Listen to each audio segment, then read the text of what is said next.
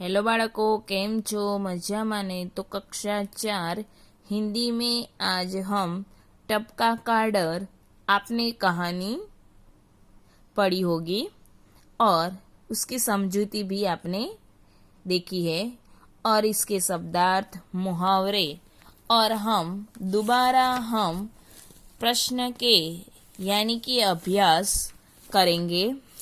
प्रश्न 1, निम्नलिखित प्रश्नों के उत्तर दीजिए। तो यहाँ पे हमने प्रश्न के आधार पर हम उत्तर देंगे, तो आपको ध्यान देना है। तो आप सभी तैयार हैं ना मेरे साथ? तो आपको ये सब अपनी हिंदी की नोटबुक में आपको लिखना है। तुम्हारे गांव में कैसे कैसे घर है?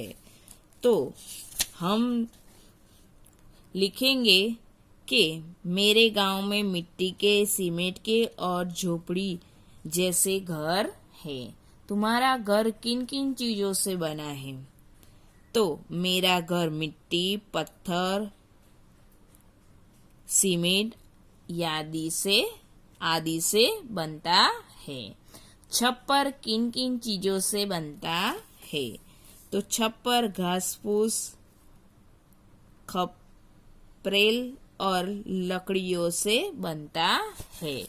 बरसात के मौसम में क्या क्या होता है? तो बरसात के मौसम में बिजली चमकती है, बादल गरजते हैं, बारिश होती है और कभी कभी ओले भी पड़ते हैं। अभी हम आगे देखेंगे कि ओले पड़ने पर तुम लोग क्या करते हो।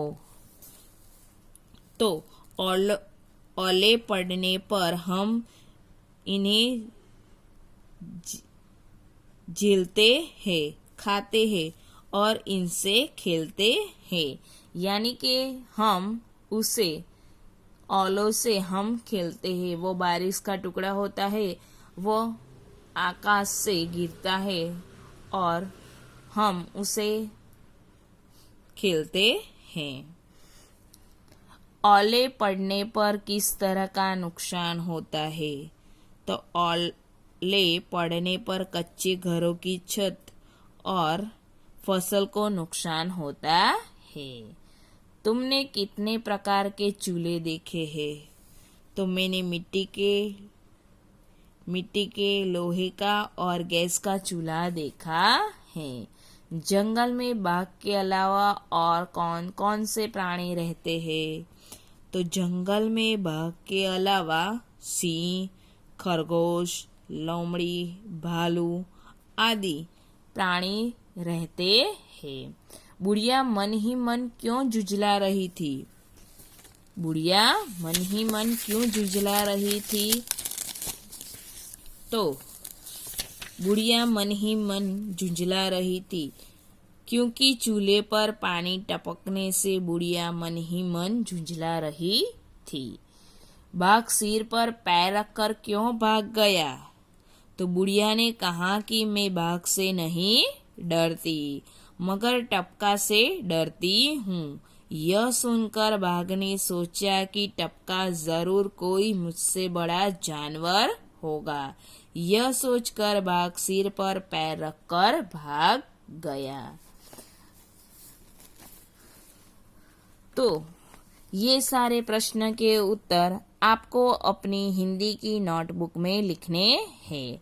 अभी हम आगे देखेंगे प्रश्न 2, जंगल में और क्या क्या भीग रहा होगा? सूची बनाइए। तो जंगल में पेड़, पौधे, पशु, पक्षी, पत्थर आदि भीग रहे होंगे।